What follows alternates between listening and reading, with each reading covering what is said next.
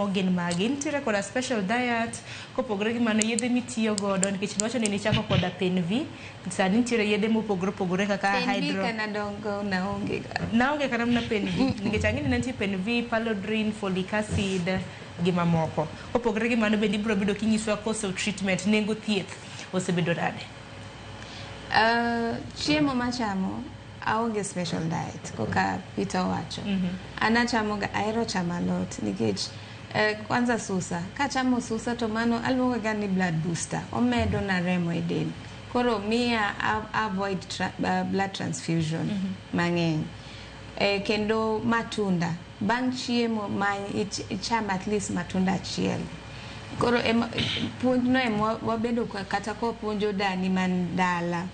Nitie matunda ma in go e puodho minyathi, susa inyalo pidho, alode medo remo ahinya, kendo omena miyo nyithindo vitamin omega 3.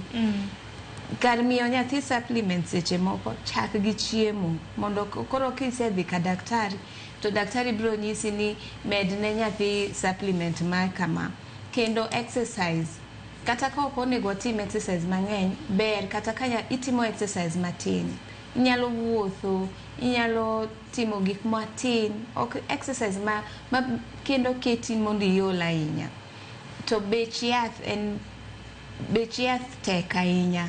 Nikech ibiro yudo kata koka an seche moko daktari biro ndiko na kata hydroxyurea amuonya 4 per day. Nikech hydroxyurea imiyi koka dendi chal, weight ni gi higani.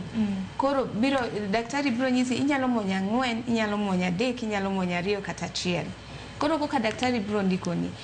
To gima asefwenyo, hydroxyurea ni tegemea kuma intie, county ma intie. Nikech county moko ibiro yudo iuse 50, moko giuse 70, moko achiel, moko giuse kata 100.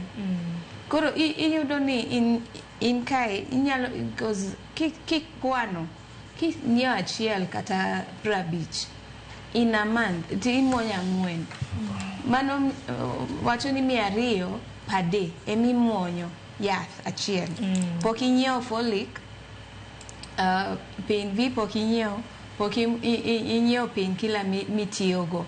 Nikech koka Peter wacho, warrior ka warrior depend gi pain killer motiyogo. Nikech pain killer be sani beche be idho. Chon wanyiewoga pain killer 30, sani pain killer dhi 50 kata 100. Koro ineno, koro kiketo gigi te in a month, iyudo itiyo kata gi 50,000 kata 3,000. To kiki will kendo nyaki dhi hospital for check-up every month. Kendo kichaki medo bill no, to koro iyudo itiyo gi pesa mang'eny. Nikech kata sani koka SHA oketonwa nyaki chule per year. Kichulo mos, gisechako orona message ginyisa ni achul mos. But bei no pod ni malo.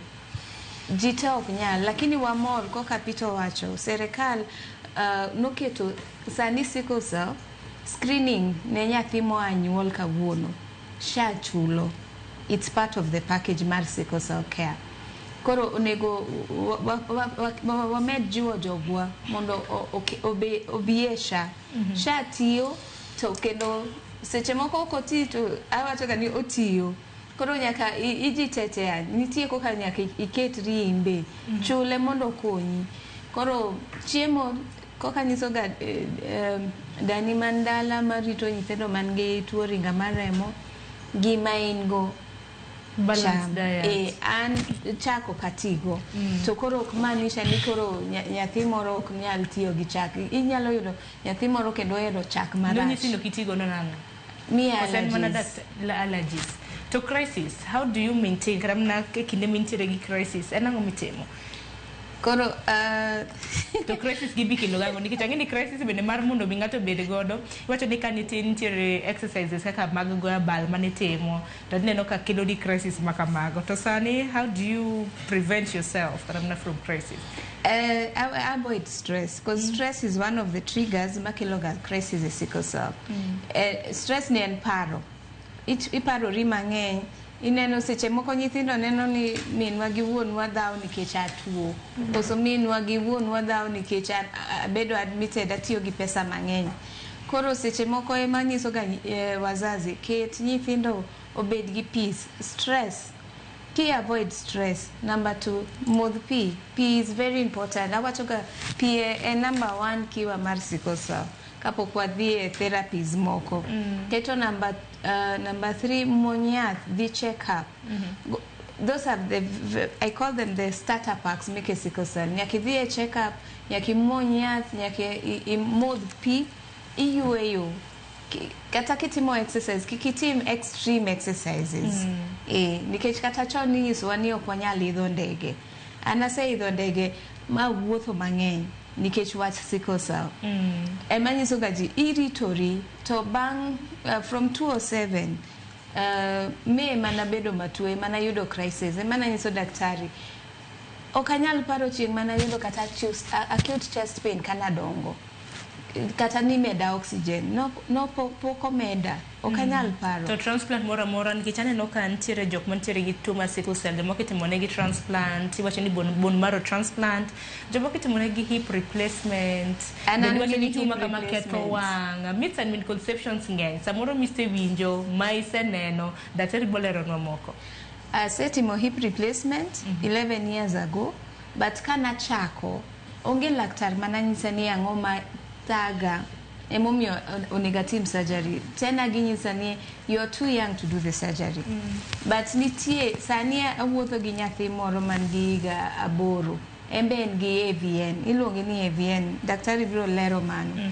To gino stress wuoyini nikech odwa tugo mpira, tinyise ni nyaki wuoth gi crutches, nyaki wuoth gi lit mondo gi luth mondo konyi to mondo kik iketh hip no, nikech en ga chogo ma koro chamore nikech onge oxygen gi remo ma flow kanyo.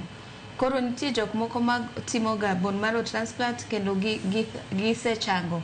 Nitie moko motimo gene therapy ma osechango gi wach sickle cell. Koro wanyalo wacho sickle cell sani nigi thieth, lakini thieth no steps minyalo kawo mondo iyud thieth ni gi new therapies mantie gin pesa mang'eny. Ibro yudo ni gin million 10, million 20. Koro tegemea gi kumi ibiro yudo thieth. To bende samoro ok tim kata mana thieth ma kamago piny Kenya ka itimo ikram ne pinje mamoko maoko. Kata Tanzania gitime. But again daktari nyalo nyisowa nikech nonyisa kendo kimedi remo seche te. No, you're not a good candidate martimo bone marrow transplant. I don't know how true that is. Daktari nyalo lero. Daktari kapok ako yo matin bende nyiso mathoth nikech ang'eni wadong gi matin dakika